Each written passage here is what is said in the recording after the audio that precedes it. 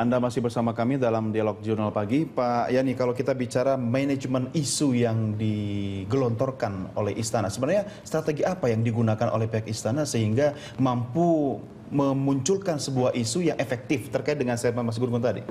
Saya justru nggak setuju dengan pertanyaan itu. Kenapa Istana mampu memunculkan isu? Sama sekali tidak benar. Jadi bukan agenda setting dari Istana isu ini? Iya, kalau memunculkan, mestinya mau mengatur-ngatur isu kan enggak. Karena persoalannya yang dikatakan itu kan nyata.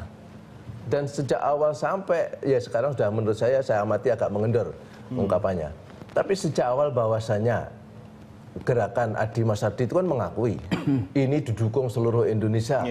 Ada elemen seluruh Indonesia akan hadir, jumlahnya sekian, dan sasarannya menurunkan SBY hari ini juga. Terus isu siapa yang buat? Kalau Presiden hanya mengingatkan rakyat, memberitahu rakyat ada gerakan begini. Kalau era dulu, enggak usah Presiden mengatakan semacam era dulu Presiden menyuruh aja sistemnya tangkap. Presiden paham eranya itu era informasi, era keterbukaan. Presiden hanya mengajak kok kepada rakyat ada isu semacam ini, ada informasi semacam, kan ada informasi semacam ini. Dan itu benar kan? Tapi Pak, kalau isu-isu seperti itu ditanggapi terus-menerus oleh Presiden, apakah wajar ketika seorang kepala negara Republik Indonesia yang besar seperti ini harus curhat dalam tanda petik kepada publik dalam setiap hal? Siapa yang harus mengatakan SBY terus-menerus? Kan tidak kan? Hanya sekali waktu mau berangkat ke Jerman itu kan? Dan selanjutnya sistem disuruh bekerja kan? Kan hanya itu. Ya, artinya terus kalau itu dikatakan Presiden terus-menerus menebar isu, apalagi membuat isu, ya menurut saya tidak benar sama sekali. Bahwasanya ketika Presiden mengatakan begitu, akhirnya ke kelompok-kelompok yang lain antara melihat pernyataan Presiden, kemudian melihat gerakan di lapangan seperti Pak Mahfud sekarang misalnya. Saya yakin itu enggak, bahkan yang akan ikut aja, saya nggak yakin ada yang ikut misalnya.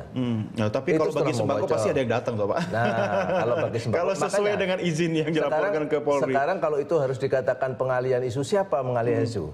Kemudian sekarang akan membagi sembako, kita baca saja. Jadi intinya di era semacam ini publik akan mengikuti terus. Apa sih yang dikemukakan ini? Ini sebenarnya arahnya kemana? Ternyata publik juga nggak begitu respon bagus. Mungkin karena respon publik tidak sesuai dengan yang diharapkan, akhirnya ada perubahan strategi. Tapi Mas Gun tadi menanggapi soal curhat dan seringnya dalam tanda petik sekali lagi Pak SBY untuk memberikan informasi seperti itu kepada publik. Ada pesan apa sebenarnya? Ya, ini kan sebetulnya bukan kali pertama kan Pak SBY mengeluarkan statement akan ada sekelompok orang yang mengail ya, dalam tanda petik di air keruh. Sebetulnya kan itu juga pernah disampaikan di tahun-tahun sebelumnya. Ini kalau bicara timing, memang timingnya pas diaturkah sesuai dengan agenda setting atau seperti apa kira-kira? Saya melihat pada saat ada rencana sekelompok masyarakat yang ingin mengekspresikan misalnya kritisisme.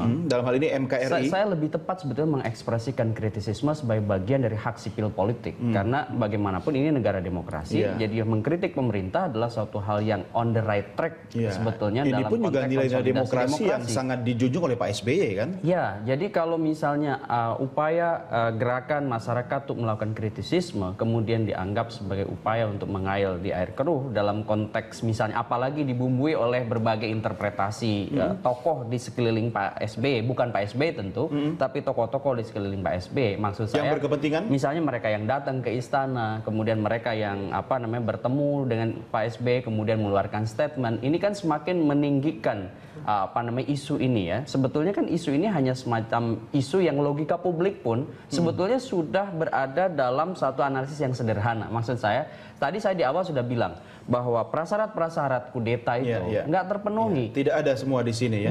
Tapi jangan-jangan dengan kondisi seperti itu, siapa sebenarnya yang mengail di air keruh? Apakah pihak MKRI atau sebenarnya pihak istana yang menumpang di situ? Sebetulnya makanya saya tadi sempat ulas bahwa dalam konteks manajemen konflik, manajemen isu, itu hal-hal yang sangat biasa dilakukan. Bukan hanya di Indonesia, tapi di negara lain hanya beda isu. Misalnya bukan isu kudeta, tapi misalnya isu kebijakan internasional, misalnya terkait dengan satu perang atau tidak dan lain-lain ya. Dan Anda juga katakan kita tidak ada tradisi people power ya yang bisa menjatuhkan pemerintah. Tradisi paling tinggi